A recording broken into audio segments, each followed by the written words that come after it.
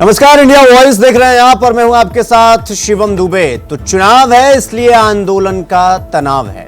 झारखंड की सियासत में इस वक्त एक तरफ तो चुनाव की पूरी तैयारी चल रही है, योजनाओं की बौछार हो रही है, और दूसरी तरफ कर्मचारी से लेकर अधिकारी तक वो सड़क पर उतरे हुए हैं और पूरी तरीके से मोर्चा खोला हुआ है।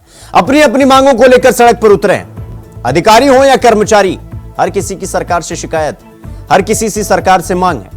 और इसी को लेकर अब यह कहा जा रहा है कि भाई चुनाव को देखते हुए पूरी तरीके से क्या राज्य में तनाव है, या वाकई में अधिकारी हो या कर्मचारी, उनको यह बेहद अच्छे से पता है कि सामने चुनाव है, अगर समय रहते दबाव बना दिया गया तो उनकी मांगें पूरी कर ली जाएंगी। और यही वजह है कि इस वक्त चौराहे चौराहे पर कर्मचारी और अधिकारी सड़क पर उतरे हुए हैं। ऑफिस में कम, सड़क पर ज्यादा दिखाई दे रहे कर्मचारी और अधिकारी। और अब तो पूरी तरीके से दो धड़ा हो चुका है चुनाव से पहले। एक तरफ योजनाओं की पूरी तरीके से पहुंचा, मैया सम्मान योजना से लेकर बिजली फ्री से लेकर, इसके बाद 6,000 जिसको पेंशन मिलती थी उसको 12,000, जिसको 7,000 मिलती थी 14,000, हर तरीके से योजनाओं की बौछार। सवाल यह कि अगर बौछार हो रही है तो कर्मचारी और अधिकारी सड़क पर क्यों हैं? इसी को लेकर हम चर्चा करने वाले हैं आज। और चर्चा में कौन कौन से मेहमान शामिल होंगे उनसे भी आपका परिचय करवाएंगे, लेकिन उससे पहले हम आपको एक रिपोर्ट दिखाते हैं। देखिए, झारखंड में आंदोलन ही क्या अंतिम विकल्प? सड़क से सदन तक हंगामे का जिम्मेदार कौन? प्रशासनिक सेवा के अधिकारी सड़क पर क्यों? संगठन और अधिकारी आखिर किसका पड़ना भारी? झारखंड में विधानसभा चुनाव के पहले राजनीतिक दलों से लेकर कर्मचारी तक एक्टिव मोड पर आ गए। राज्य के हालात ये हैं कि हर स्तर पर कर्मचारी से लेकर झारखंड प्रशासनिक सेवा स्तर के अधिकारी में गुस्से का उबाल आ चुका है। इस बुनियाद की साख पर राज्य में आम लोगों तक योजनाओं का लाभ पहुंचाने के लिए सरकार दावा कर रही है। आज वही कर्मचारी अधिकारी आंदोलन के राह पर चल पड़े हैं। राज्य में लगातार कई महीनों से कर्मचारियों और एक के बाद एक संगठन सड़कों पर संघर्ष की हदें पार कर रहे हैं। और उससे भी बड़ी बात तो ये है कि आंदोलन या कहे प्रदर्शन तब किया जा रहा है जब राज्य में नई सरकार बनाने की तैयारी चल रही है। राज्य के मुखिया हेमंत सोरेन एक तरफ पूरे प्रदेश में जाकर योजनाओं की बौछार से अपनी उपलब्धियों का ढिंढोरा पीट रहे हैं, तो दूसरी ओर राज्य के कर्मचारी से लेकर अधिकारी अपनी अलग अलग मांगों को लेकर आंदोलन करने पर उतारू है। जी हाँ, झारखंड सचिवालय सेवा कर्मचारियों का हड़ताल अभी खत्म नहीं हुआ था कि झारखंड प्रशासनिक सेवा के अधिकारी भी अब 2 दिनों तक काला बिल्ला लगाकर विरोध प्रदर्शन करने के लिए मैदान में उतर चुके हैं। आपको बता दें कि केंद्रीय कार्यकारिणी की बैठक के बाद झारखंड प्रशासनिक सेवा के अधिकारियों ने सरकार के खिलाफ मोर्चा खोल दिया है। ये जो हुआ है 6 तारीख की कैबिनेट की बैठक में जो डिसीजन हुआ है, जिससे कि गैर राज्य प्रशासनिक सेवा के पदाधिकारी 17 साल की उम्र में अब IAS बनने की अर्हता रखेंगे और हमारी सेवा के पदाधिकारियों को भारतीय प्रशासनिक सेवा में जाने में 25 साल से ऊपर का समय लग जाता है। हमारा विरोध इस विषय पर है। और इसके साथ हम ये बोलना चाहते हैं कि हमें सेवा का पुनर्गठन चाहिए, लेकिन वर्तमान में जिस तरह का प्रस्ताव चल रहा है कि ये बिहार मॉडल पे पुनर्गठन हो, वो नहीं हो। जब हम सेवा का पुनर्गठन कर रहे हैं तो पूरे देश में सबसे बढ़िया मॉडल बनाने का प्रयास करें। राज्य सरकार के इस फैसले से संघ के पदाधिकारियों में उबाल है। चलिए अब मामला क्या है वो भी समझते हैं। दरअसल संघ ने ये साफ किया है कि मुख्यमंत्री के निर्देश के बाद झारखंड प्रशासनिक सेवा को प्रीमियर सेवा का दर्जा देते हुए उसका पुनर्गठन कार्मिक विभाग की ओर से अब तक नहीं किया गया तो हम आगे विचार करेंगे। संघ ने कहा, सेवा का पुनर्गठन बिहार के मॉडल पर हूबहू किए जाने का पुरजोर विरोध करता है। एक तरफ तो राज्य सरकार के द्वारा झारखंड प्रशासनिक सेवा को प्रीमियर सेवा का दर्जा देकर अपग्रेड करने की बात की जा रही है, और दूसरी ओर सरकार की ओर से गैर राज्य असैनिक पदों के उपसंहारता पद के समकक्ष कर रही है। देखिए, जो भी मांगे हैं उचित मांगे हैं, निश्चित तौर पर सरकार के संज्ञान में आते ही सरकार उस पर गंभीरतापूर्वक विचार करेगी और फैसले भी लेगी। और हमारे जो भी झांसा के पदाधिकारी जन हैं या सचिवालय सेवा कर्मी हैं, सभी को यह एतबार है, विश्वास है कि ये सरकार ही सुनती है और इनकी चिर प्रतीक्षित मांग ओल्ड पेंशन स्कीम लागू करना कौन लागू किया? हेमंत सोरेन की सरकार ने किया। आगे भी इनकी जो मांग होगी निश्चित रूप से उस पर विचार किया जाएगा। कोई हठधर्मिता वाली सरकार नहीं है, एक संवेदनशील सरकार है। बातें सामने आई हैं निर्णय होगा, समय का इंतजार करना चाहिए। के माध्यम से अवगत कराया है और अपना रोष प्रकट किया है कि हमारी जो लघु अति पूर्व प्राचीन एक तरीके से कहा जाए बहुत दिनों से जो हमारी मांग थी वो मांग पूरी नहीं हुई, जिसमें से प्रीमियर सेवा है। दूसरी, उसी बीच इन लोगों ने जो गैर प्रशासनिक सेवा के अर्हता को कम किया, वो हमारे समय पर प्रमोशन नहीं दिया जाना, टीपीसी का डेट लेकर उसको समय निर्धारित तिथि को नहीं करना, इन सारी चीज़ों और बहुत सारी चीज़ें हैं जो छोटी छोटी चीज़ें हैं। हम लोगों ने सरकार से अनुरोध किया है कि इस पर तुरंत कार्रवाई हो और हम लोगों को जो हमारी मांगे हैं उसको पूरी की जाए। ऐसे में बड़ा सवाल यह है कि राज्य सरकार एक तरफ तो ऑडिट फेल होने का दावा कर रही है कि राज्य में कोई रोष नहीं है, हर किसी की बात सुनी जा रही है, बेहतर तरीके से काम किया जा रहा है, तो दूसरी तरफ अधिकारी से लेकर कर्मचारी तक सड़क पर उतरकर सरकार की नाकामी के खिलाफ रोष प्रकट कर रहे हैं। ऐसे में उससे भी बड़ा सवाल यह है कि जिन अधिकारियों और कर्मचारियों को ऑफिस में होना चाहिए था वो सड़क पर क्यों है, इसका जिम्मेदार कौन है? Bureau report, India voice, Ranchi.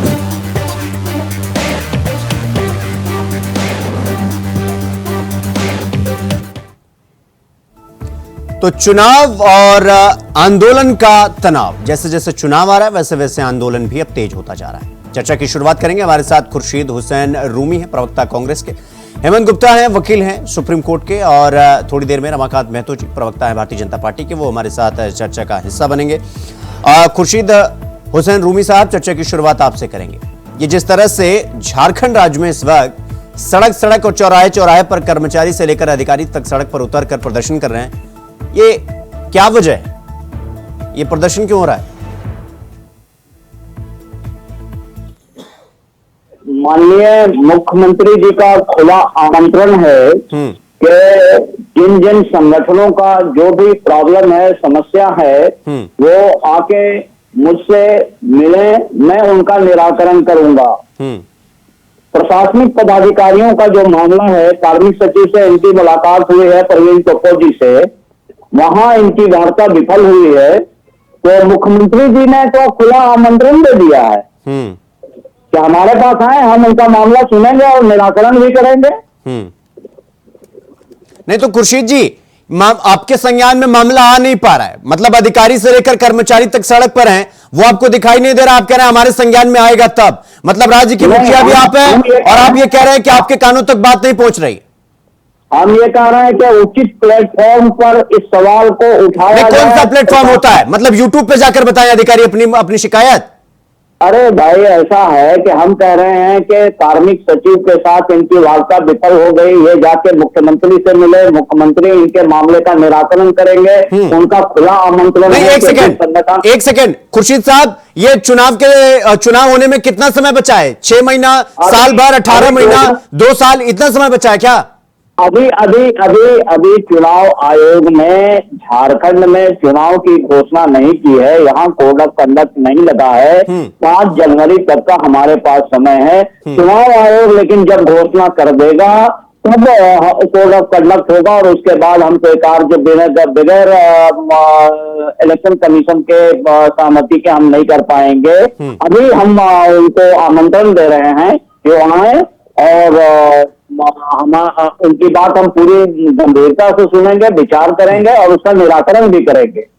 अच्छा, मतलब अभी तक आप वो आपके पास आएंगे, फिर आप गंभीरता से लेंगे, सुनेंगे, फिर निवारण करेंगे। मतलब अभी तक जितनी भी अधिकारी से लेकर कर्मचारी तक सड़क पर है, आपके संज्ञान में नहीं है, कोई शिकायत आप तक नहीं पहुंची, यही बात है ना? सरकार के संज्ञान में सारी चीजें हैं, लेकिन उचित प्लेटफॉर्म पर इसको उठाना चाहिए। आप जाएं मुख्यमंत्री जी के पास, आपकी बात सुनी जाएगी, आपके मामले का निराकरण होगा।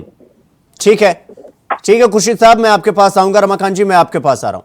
देखिए, इस वक्त झारखंड में मैंने कहा ना कि सड़कें और जितने चौराहे हैं उतने कर्मचारी और अधिकारी सड़क पर हैं, अपनी अपनी मांग को लेकर अलग अलग उनकी मांगे हैं। अब खुर्शीद साहब कह रहे हैं कि उचित प्लेटफॉर्म पर आए। माहौल क्यों बनाया जा रहा है? चुनाव है इसलिए माहौल बनाया जा रहा है क्या रमाकांत जी? दबाव के लिए दबाव की राजनीति कर रहे हैं। देखिए खुर्शीद साहब सरकार की रटी रटाई तोते की तरफ बोल रहे हैं। ये बातें इसलिए कह रहे कि सरकार उनको जितनी ही बोलने के लिए कहे हैं उतनी उससे बाहर खुर्शीद साहब बोल ही नहीं सकते। और इस सरकार में तो हमेशा से कर्मचारी गण, चाहे शिक्षक हो, प्रोफेसर हो, डॉक्टर हो, या पुलिस डिपार्टमेंट के व्यक्ति हो, या संविदा कर्मी हो, रोज सड़क पे ही रहे 4.5 साल। और इस सरकार केवल वोट बैंक की राजनीति करती है, जहां इनको वोट दिखाई देती है वहीं पे जाती है और 2-3 हजार रुपये उसमें मानदेय को बढ़ा देती है। यही हेमंत सरकार की काम रही 4-4.5 सालों में। और उस बीच में ही 4.5 सालों में कान में तेल लेकर के सूती रही गवर्नमेंट, कोई काम नहीं की।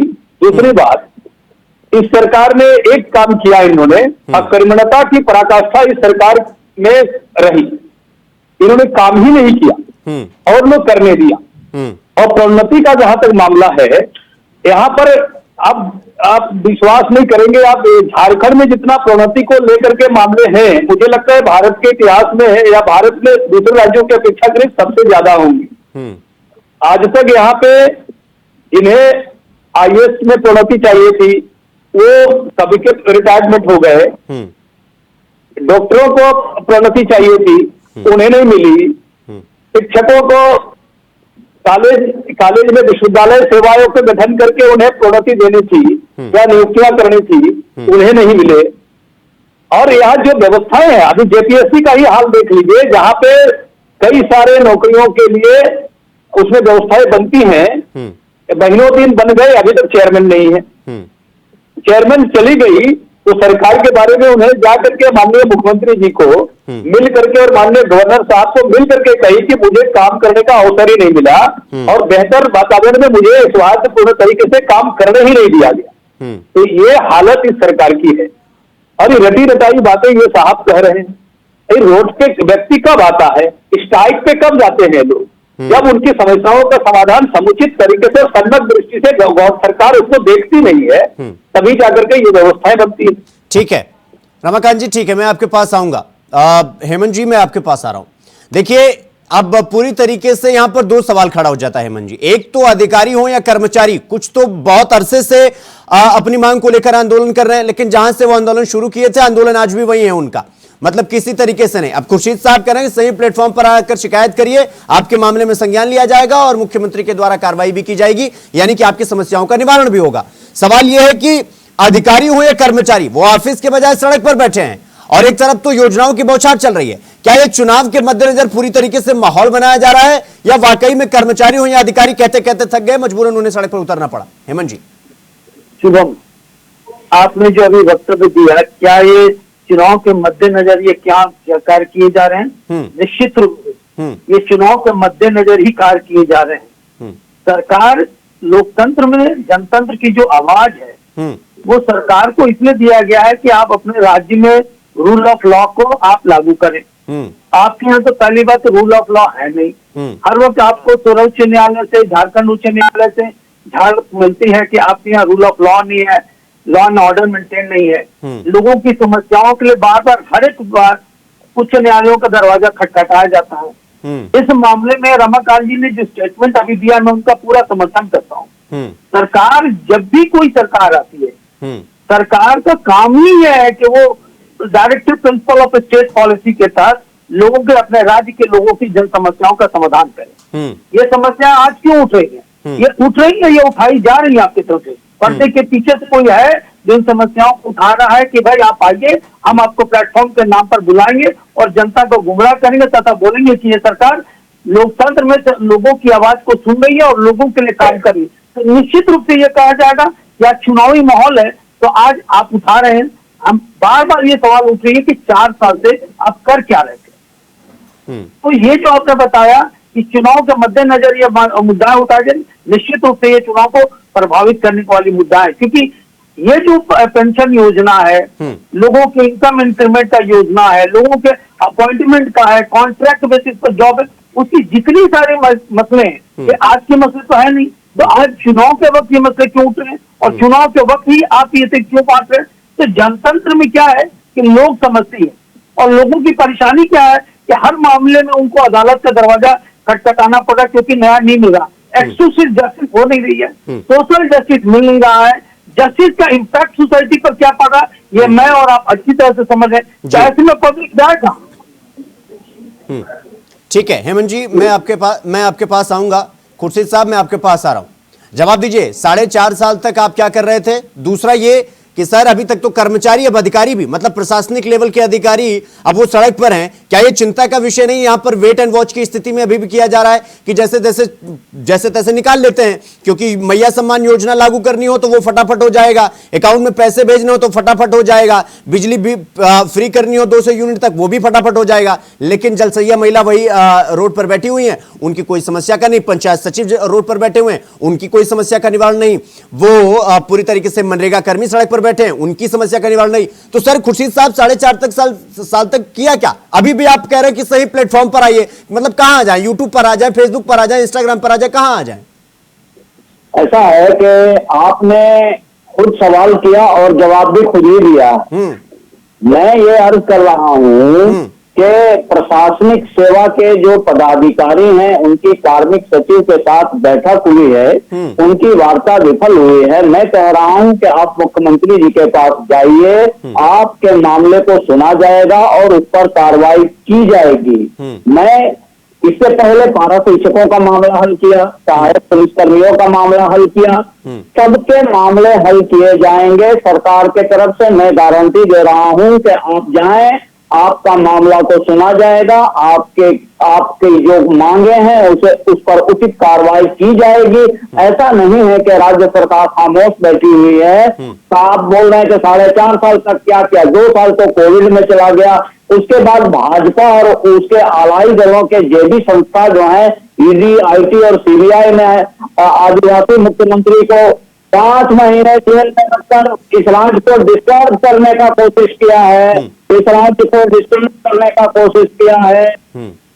नहीं तो खुर्शीद साहब एक काम करिए ना, एक बड़ा सा बैनर छपवाइए और उसमें लिख दीजिए कि भैया देखिए हमारे 5 साल में 2 साल तक कोरोना लेके चला गया, बाकी 6 महीना लॉकडाउन ही था तो काम हुआ नहीं, ये लिखवा दीजिए। फिर सिंपैथी वाला कार्ड दिखवा दीजिए, फिर सीबीआई और ईडी की छापेमारी अपने ऊपर करवा लीजिए, फिर एक पूरा बैनर छपवाइए, चौराहे चौराहे पर लगवा दीजिए, सबका प्रदर्शन खत्म हो जाएगा, सब कर्मचारी अपने अपने घर चले जाएंगे। ये बात पूरे राज्य में कही जाएगी कि ईडी ने एक मासूम और आदिवासी को जबरदस्ती पकड़कर जेल में डाला जिसका कोई एविडेंस नहीं है। हाईकोर्ट ने देखने के इस पर कोई एविडेंस नहीं है तब उनको बेल दिया है। ये बात तो झारखंड के गांव गांव में बोली जाएगी। अच्छा ठीक है खुर्शीद साहब। रमाकांत जी जवाब दीजिए, एक मासूम से मुख्यमंत्री को आपने जो है फंसा करके उनकी मासूमियत का गलत फायदा उठाया, आपने उनकी पार्टी को तोड़ने की कोशिश की, और अब खबर तो यह भी है कि आप भी ये जो कर्मचारी सड़क पर हैं पीछे से आप भी हाथ लगाए हुए हैं कि पूरी तरीके से माहौल बनाकर रखिए। देखिए खुर्शीद साहब को मैं विद्वान व्यक्ति मानता हूं और इतनी हल्की बात वो कर रहे हैं। हेमंत सोरेन जी यदि सलाखों के पीछे चले जाते हैं, इसमें भारतीय जनता पार्टी का क्या दोष है? क्या भारतीय जनता पार्टी ने उन्हें सलाखों के पीछे भेजा? दूसरी वो आरोप लगाते हैं कि आदिवासी माननीय मुख्यमंत्री हैं वो सलाखों के पीछे क्यों जाएंगे? भारत में ऐसा कोई कानून बना है क्या कि कोई आदिवासी है नागरिकता को लेकर के ऐसा कोई कानून है क्या? कोई एक संवैधानिक पद में बैठा हुआ व्यक्ति कोई गलत काम करेगा तो उनको हाई कोर्ट उनको सलाखों के पीछे नहीं भेजेगा, ईडी उस पर जांच नहीं करेगी, सीबीआई उस पर जांच नहीं करेगी। ये हल्की बातें ये कर रहे हैं जिम्मेदार चैनल पर बैठ करके।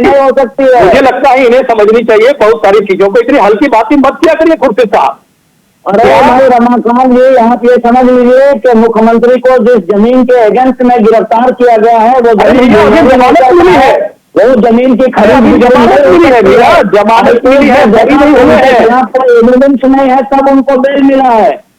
क्या बात करते हैं? एविडेंस रहते हुए भी बेल मिलती है भाई साहब। अरे भूहारी नेचर का बेल मिलना मामले का होना नहीं चाहता है। भूहारी नेचर की जमीन की खरीद जमीन के अगेंस्ट में हेमंत सोरेन इनको चुप करिए पहले जेल में रखकर राज्य को आइसक्रीम करने की टाइम पे बोलते रहिएगा, फिर आपकी आवाज भी नहीं जा पाएगी और डिबेट डिरेल हो जाएगा। सर जी जी इन्हें जी मैं ये कह रहा था कि भारतीय जनता पार्टी इसमें कहां है? इसमें जो भी मामले हैं, ईडी संवैधानिक संस्था है, हाईकोर्ट जो है वो एक हमारा लोकतंत्र का महत्वपूर्ण कड़ी है। इन कड़ी में एक महत्वपूर्ण पाया है वो, और वो हमारे संवैधानिक व्यवस्था की व्याख्या करते हुए कानून की भी व्याख्या करता है। और कोई व्यक्ति यदि गलत किया है और उसकी व्याख्या करके उनको सलाखों के पीछे भेजने का काम करता है, तो कोर्ट के माध्यम से कोई व्यक्ति सलाखों के पीछे चला जा रहा है। दूसरी बात ये कह रहे हैं कि उन पे आरोप सिद्ध नहीं हुआ, ये क्लियर नहीं हुआ है कि आरोप सिद्ध हुआ है कि नहीं हुआ है। अभी केवल भर जमानत उनके हुई है, जमानत पे है वो। ये बात को इन्हें समझनी चाहिए। इनकी हल की बात इसलिए मैंने कहा कि जमानत पे है, जब पूर्णतः वो विशुद्ध रूप से बाहर आ जाएंगे और कहा देगी कि कोई आरोप फिर नहीं होता है, तो हेमंत सोरेन जी मानहानि का केस करें ईडी पे कि आपने मुझे सलाखों के पीछे जो भेजा है, गलत आरोप लगा करके, और मैं एकदम पाक साफ हूं। ठीक है रमाकांत जी, मैं आपके पास आऊंगा। हेमंत जी देखिए, खुर्शीद साहब कह रहे हैं कि एक मासूम से मुख्यमंत्री को जानबूझकर ईडी और सीबीआई की जाल में फंसाया गया, फिर उन्हें जेल भेज दिया गया, 2 साल तक कोरोना काल में चला गया और काम करने का तो समय नहीं मिला। अब जब काम करने का समय नहीं मिला तो हमारी क्या गलती है? हमें जितना समय मिला हमने अपना काम किया, यही तो कह रहे हैं। वो अभी भी कह रहे हैं कि हमारे प्लेटफॉर्म पर आइए, बातचीत करिए, मुख्यमंत्री समस्या का निवारण करेंगे। बिल्कुल बिल्कुल लग्जरियस गाड़ियां खरीदने के लिए इनको कोरोना काल में समय मिल गया, रेमडेसिविर को ब्रेक करने के लिए इनके पास समय मिल गया। हाईकोर्ट ने संज्ञान लिया, एक आईपीएस अधिकारी पर आरोप लगा, सरकार पर आरोप लगी, तबलीगी जमात वाले लोग को गाड़ी में भर भर के आप रांची से पाकुड़ तक पहुंचाए, उस समय आपके पास समय थी। नहीं ठीक है रमाकांत जी, सरकार के पास उसने समय जाया नहीं किया। एक सेकंड, अभी दुनिया भर के एक सेकंड भर रहे हैं, ये सवाल था हेमंत जी के लिए। खुर्शीद साहब और रमाकांत जी, आप दोनों शांत रहेंगे। हेमंत साहब का ये समय है, उन्हीं को बोलने दीजिए। हेमंत सर जवाब दीजिए। वो पूरी तरीके से खुर्शीद साहब ये कह रहे हैं कि मासूम से मुख्यमंत्री को ईडी और सीबीआई की जाल में फंसा दिया गया, 2 साल कोरोना में चला गया। इसके बाद वो कह रहे हैं कि भाई काम करने का समय नहीं मिला, जो समय मिला हमने धड़ाधड़ योजनाओं की बौछार कर दी। अब इसके बाद अब कर्मचारी और अधिकारी वो सड़क पर हैं, अब मुख्यमंत्री के पास आए, सही प्लेटफॉर्म पर आए, बातचीत करें, समस्या का निवारण होगा। बिल्कुल सही, आपने शिवम सही सवाल उठाया कि क्या सिर्फ एक मासूम मुख्यमंत्री को जेल भेजा गया? नहीं, देखिए भाजपा के भी 5-5 मंत्रियों के आय से अधिक संपत्ति का अब इन पर लाछन लगाएगा और इनके संपत्ति की जांच की जा रही है। तो ये कहना कि ईडी एक तरफा कार्रवाई कर रही है, गलत है। दूसरा कि अगर कोरोना का मुद्दा था तो कोरोना तो पूरे देश में था, उस वक्त पूरे देश में प्रधानमंत्री ने पूरे दुनिया को बांटा है, आप रिसर्च करवाया, उन्होंने फिर उस पर टीकाकरण करवाया, इंजेक्शन से करवाया, लोगों को क्या है। मुझे खुर्शीद साहब की इस मासूमियत पर और मुख्यमंत्री को वो ये बता रहे हैं कि वो बड़े मासूम है, मुझे तो लग रहा है कहीं ये ना कहते खुर्शीद साहब कि अभी हेमंत जी के दूध के दांत भी नहीं टूटे थे और उन्हें जेल में भेज दिया गया। बिल्कुल सही है शिवम, बताइए अगर ये बहुत ही मासूम थे तो ये अपने घर को क्यों नहीं, अपने कुंड को बचा पा रहे हैं?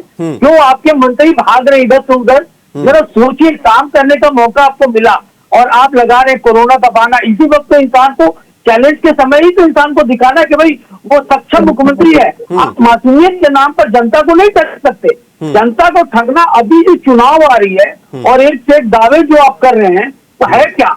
ये तो पूरे भारत के परिदृश्य में अगर देखा जाए हर एक राज्य का मसला होगा। तो क्या अगर हर राज्य में ऐसा होगा तो अराजकता फट जाएगी, और अराजकता अगर फैल गई, आप बताइए किसके खजाने को लुटा रहे हैं?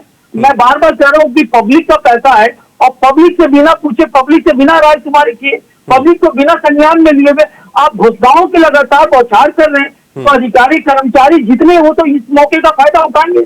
अब वो अगर आप नहीं देंगे, सड़कों पर उतरेंगे तो कामकाज ठप होगा, कामकाज ठप होगा तो प्रगति ठप होगी। इस तरीके से अगर हम राज्य का हर एक आदमी अगर मौके का फायदा उठाने लगा तो ये जाति, ये समाज, ये कार्यकाज, ये प्रशासनिक सेवा, ये कॉन्ट्रैक्ट वाले, ये सारे लोग देखिए इनके पंचायत में असर पड़ रहे हैं, मुखिया पंचायत सभी सचिव हड़ताल पर हैं। तो जब गांवों की जो पेशा कानून उन्होंने लागू किया था कि गांवों में हम एक ग्राम सभा करेंगे, ग्राम सभाएं नहीं हो रही है, अभी तक इन्होंने गवर्नर और राज्य राष्ट्रपति महोदय से इसका नोटिफिकेशन जारी नहीं कराया। तो जब तक नोटिफिकेशन जारी नहीं होगा पेशा कानून लागू कैसे होगा? आप तरक्की की बात करें, आप कानून लगवा रहे हैं, अगर आप कानून लगवाते हैं तो साधारण और निर्वाचित की समस्या का समाधान नहीं करते, एक तरफ राज्य की समस्याओं का समाधान हो नहीं रहा और दूसरी तरफ आप योजनाओं की बौछार कर रहे हैं। इसका सीधा मतलब निकलता है कि आप ठीक है प्रक्रिया में बाधा डालना हेमंत जी, चाहते हैं मैं और अपने आपके फायदे पास के लिए आऊंगा, करते हैं। थोड़ा समय का अभाव है। खुर्शीद जी, अंतिम प्रश्न आपसे कर लेता हूं।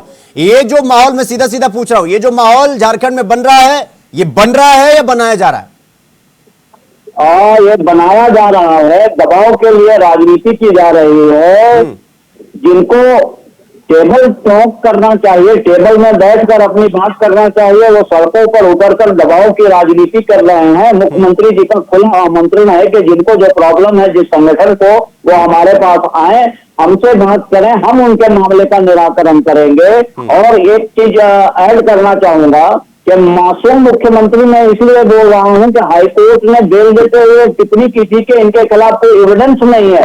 रमाकांत जी को यह मालूम होना चाहिए कि जिस जमीन के अगेंस्ट में उनकी गिरफ्तारी, वो बुनियादी नेचर की जमीन है जिसकी खरीद बिक्री नहीं हो सकती है। कोई एविडेंस नहीं मिला, तब ना हाईकोर्ट ने बेल दिया। रमाकांत जी कुछ कहना चाह रहे हैं? रमाकांत जी जल्दी से, समय का थोड़ा अभाव है, जल्दी से।